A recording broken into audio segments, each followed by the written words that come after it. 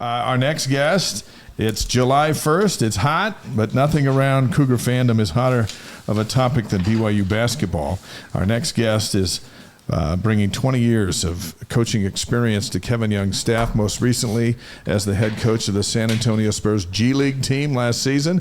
A pleasure to welcome BYU assistant coach Will Voigt to the Wise Guys. Hey, Coach, let's jump into the steak and potatoes. The Big 12 put out their conference schedule this past week. Kansas is coming to the Marriott Center. So's Arizona. So's Baylor.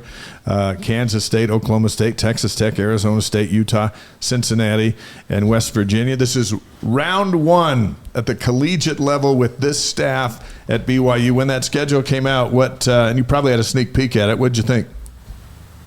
Well, I mean, just hearing you rattle off all those names, it's never going to be easy. Obviously, the Big 12 has been the strongest conference in college basketball for a number of years in a row now. It doesn't get any easier next year. Obviously not having to go to Kansas and a few other places maybe is a little bit better, but I don't think you can ever look at how it shakes down and feel like, oh, yeah, we caught a break here, and here, and this is the easy route. There's no easy route in the Big 12. The NBA draft's over. Projections for next year's draft are already coming out. And Egor, Demin, and Kanon Catchings both projected as first-round draft picks in next year's draft. With Demin, actually, they're talking about him being part of a lottery pick in next year's draft. I mean, this is new ground for BYU. We've been here a long, long time. We don't remember a time when we've had two projected first-round draft picks that are coming for their first year at BYU. How good are these guys, and what have you noticed so far about them? I mean, obviously, they're both really talented. They fit today's NBA game well. Sort of positionless players, a lot of length and skill there. And I think we need to also be patient and remember how young they are. So, it's great to have the excitement around them. I think it's great, the eyes that'll be on our program from an NBA perspective. That's not just them, but everyone. So, people that come into our building will get a chance to see all of our great players. And I think that's, a really neat opportunity for our guys. But there'll be a learning curve.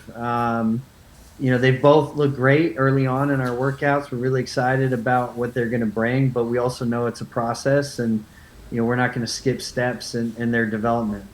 Big picture question here. What does getting two kids of this caliber in your first year as a staff mean long-term in getting more kids just like them?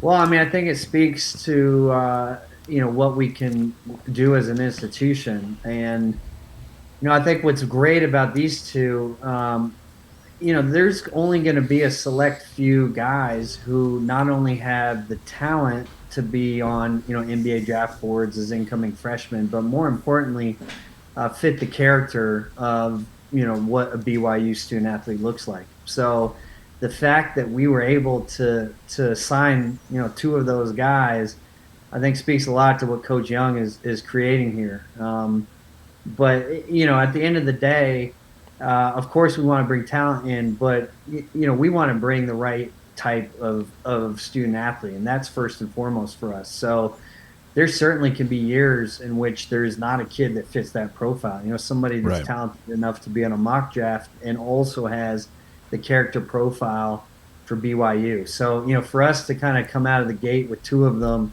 I think is pretty special.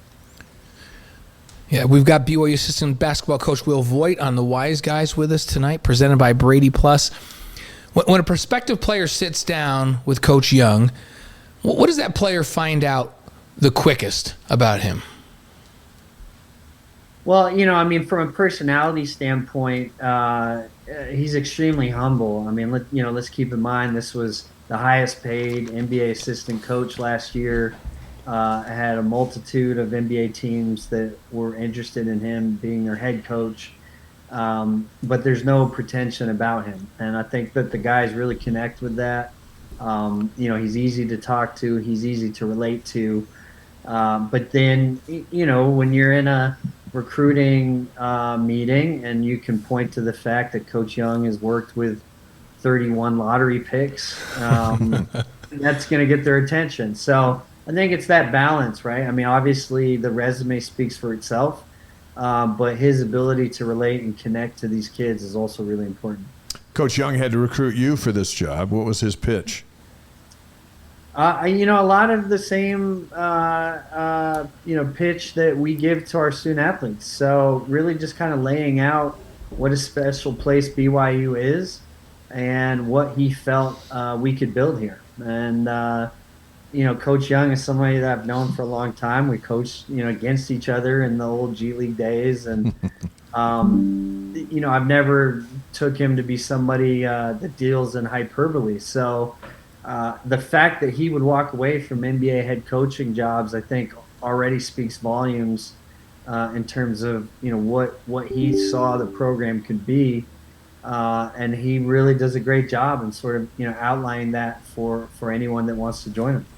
You just mentioned kind of a full circle moment to us. You actually coached against each other. You were at Bakersfield. He was here with the Utah Flash. It was actually during that time when he was at the Utah Flash that he met Melissa. They actually lived in BYU student housing, we found out, which is crazy to me that they lived in BYU student housing. Dave and I did that once long ago. Now you're coaching together at BYU. What are you most surprised about and how this all came together? Are you surprised that you're together down the road when you look back at the pathway where you guys have crossed in the past? Well, if you look at my resume, you'll realize that just about everywhere I've been, I don't know that I would have predicted. So I've gotten used to, kind of going with the flow and seeing where this game can take you. So I've certainly learned through the years that the basketball world is a small one, and you're usually connected in one way or another. So, I'm just thankful that Coach thought of me when he got the position, felt that I could come in and help him build, what we're doing here. BYU assistant basketball coach Will Voigt is on the Wise Guys. Cougars tip off Kevin Young's era in Provo and his staff on November 5th against Central Arkansas. You mentioned your coaching resume, tremendous experience overseas. You've had jobs in Germany, Egypt, Angola, Nigeria, China.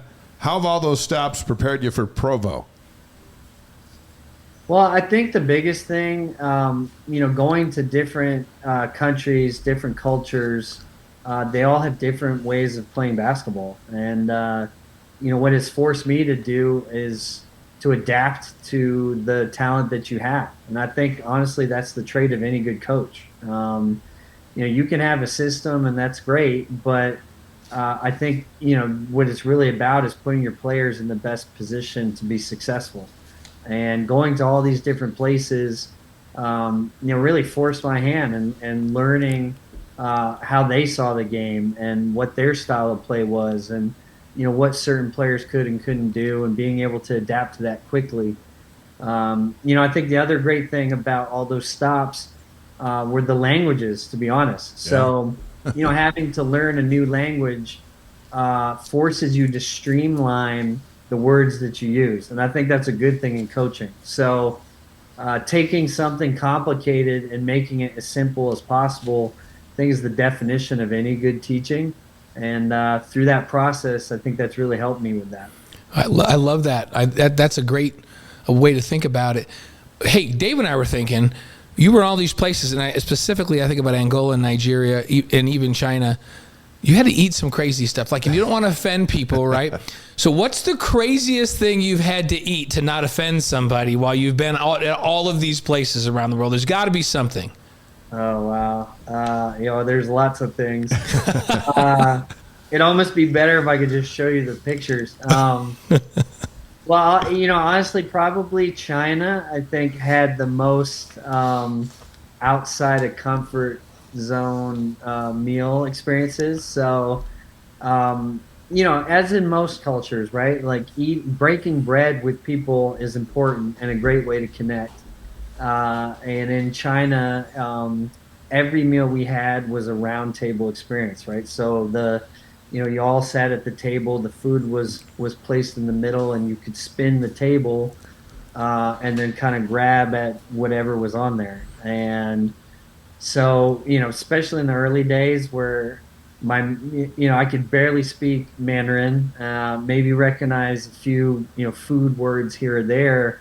You just kind of rolled with it. And there were certainly plenty of times where I was told what I was eating was chicken, and I knew it was definitely not chicken. But I think one of the wildest ones, we went to a place and there was almost like an aquarium. So just like a big fish tank. Okay. And what you did is you just pointed to whatever it was that you wanted them to cook up for you. Something swam by and you just Oh, pointed that at looks it? good. Well, something moved by, and I didn't point at it. The GM of the team did, so I had to roll with it, and essentially it looked like the biggest worm you've ever seen in your life. Oh. So that's one that I'll remember. But there've definitely been some interesting meals along the way. On our chat, people are come on from all over the world. Royal Coog, I'm not sure where Royal Coog is from, but Royal Coog says, "Hey, lion head meatball stew is a Chinese dish that's definitely something." And then he put the crying emoji on there. So, lion head meatball stew. I don't know if I would try that, but to not offend somebody, I might. Hey, we're glad you made it. We're glad you made it through there, Coach. While you were over there in China, there was one season where you were up against BYU star Jimmer Fredette, I believe. Jimmer's off to the Olympics later this month for 3-on-3 basketball. How important have BYU's alumni been in the process of putting this program, this team together, including the likes of Jimmer, Danny Ainge, Travis Hansen, Ryan Smith, and a whole bunch of others? How big have the alumni been in helping you guys pull this off so fast? Oh, I mean, they've been huge. I mean, obviously the names you just rattled off there, been a big part of it. Kyle's been around the gym as well. Just haven't got, Spencer actually was in the other day. So, anytime you can get former players back on campus, I think it just speaks to, how meaningful their experience was. And I think that resonates with everybody. But then, of course, when you talk about Danny Ainge or Ryan Smith or whoever these guys are, these are people that move the needle in a big, big way. And I think that's really one of the special things about BYU, and honestly, something I had to learn myself. I always knew what a great environment the Marriott Center was, but I don't think I really understood the global brand of BYU until I came here. And just seeing those guys around and how they're still connected to the program, I really think speaks to that. Years ago, and I'm gonna call on your ability. You said you learned how to say things simply, so I'm gonna ask you a question that you're gonna have to simplify, so our audience all around the world will understand what we're talking about here, including our wives. Yeah, including our wives. When we call a basketball game, when Dave and I do, we always say we need to make it so that our moms understand what we're talking about, and then we'll reach most of the audience, right? So we have to. So I'm giving you that preface to this question. So long ago, and I'm not sure what crazy place it was around the world that you came up with this, but you developed a defensive concept called the peel switch. BYU fans will see that this season. Kevin Young's talked about how he loves to coach offense and how he's really excited because you're such a good defensive specialist. What is the peel switch, and what are we looking for when we see it this fall and into the winter of this basketball season? Yeah, well, it really kind of grew organically out of one of my coaching experiences. So when I was coaching the Angola national team, we had a player there named Reggie Moore who was in the tail end of his career. Didn't really move that well, but was one of our best shooters and a guy that we needed to play. And what I would notice just in our own, practice situations is that anytime he was isolated on the perimeter, his teammates would direct him on essentially where to get beaten. And then they would just, in my mind, peel off their guys, but they would switch in that manner, right? So rather than stay connected and really try to fight to get back in front, the second that Reggie realized he was beaten, he would peel off his man and take the other player's man, and they would switch that way. And so I was watching them do it, and, I just thought, man, this might be something we could build around. And that's really how it started. So just seeing where that group could go with it, learning some things that worked, learning some things that didn't work, and then taking those concepts and applying them to other teams. And then it's just been wild to see how the concept has taken off. So, I get stuff sent to me all the time. Even watching the NBA playoffs this year and even the finals. I mean, the Mavs do it a ton. Boston does it some as well. They call it peel switching too, which I think is really cool. That's very cool. Yeah. Like the original term is stuck. But essentially it's that, and really to like boil it down, like you said, to the grandmas and wives and moms out there who aren't maybe familiar with basketball. Typically, if you're beaten, you would commit 2 people to stopping the ball. Gotcha. And I think peel switching in a nutshell is the thought that rather than do it that way, we want to try to stay matched up one-on-one as much as possible. And I think that's really where today's game has gone, right? Like they put you in long rotations and you just can't get out to the perimeter in time, and eventually they find open threes. So, peel switching boiled down to its basic is that we're not going to put 2 on the ball. I love that. I can't wait to watch it and for you to teach me a little bit about it in practice so that we can point it out for folks when we're watching the games this year and we're calling them. That'll be fun. It's the new thing now. It's the peel switch. It's the peel switch. Yeah, and people are, they hear Kevin Young say, hey, we really love this group that we're recruiting because they're all long, they're all athletic, and we're going to have times where we have 5 guys on the floor where we'll be able to switch 1 through 5.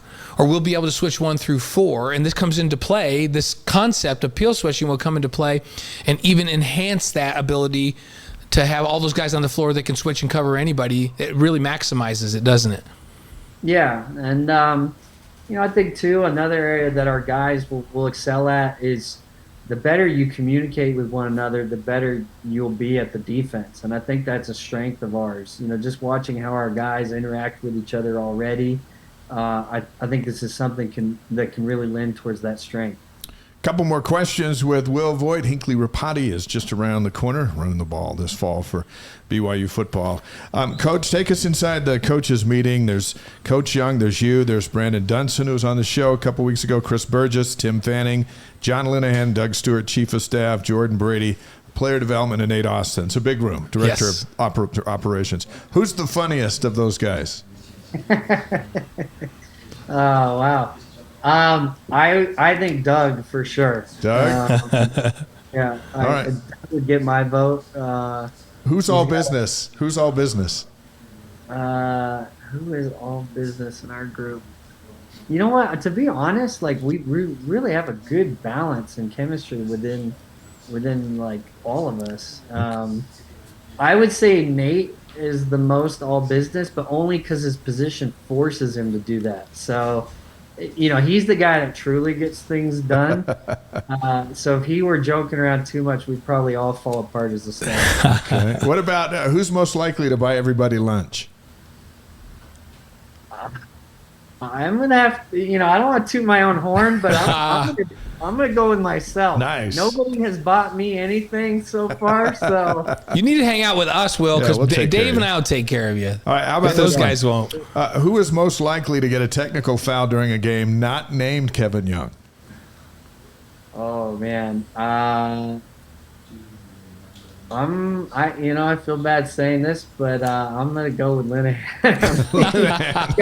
he's got that Philly feisty to him, so I can All right. see him. Fascinating. Okay, now we're going to turn the spotlight on you, and we'll wrap this up with 5 quick Yeah, questions. these are ones that we just ask you, Coach, so you just, right off the top of your head, whatever you're thinking, we get to know you that way. So we're going to start with number 1, your favorite sports movie. Hoosiers. Nice. Yep. Same as Marie Osmond, by the way. that's good I don't even know if company. you know who Marie Osmond is, but she was on the show. She said Hoosiers. Hoosiers. She had to. She married a basketball player. That's so true. there you go. Your favorite singer or band? Radiohead. Oh, man. That's a first for us. Radio. Yeah, and I love that choice. We haven't heard that. That's great. Okay. This is one that's all over the place. More of a character reveal. Yeah, this one really tells who you are. Your favorite breakfast cereal?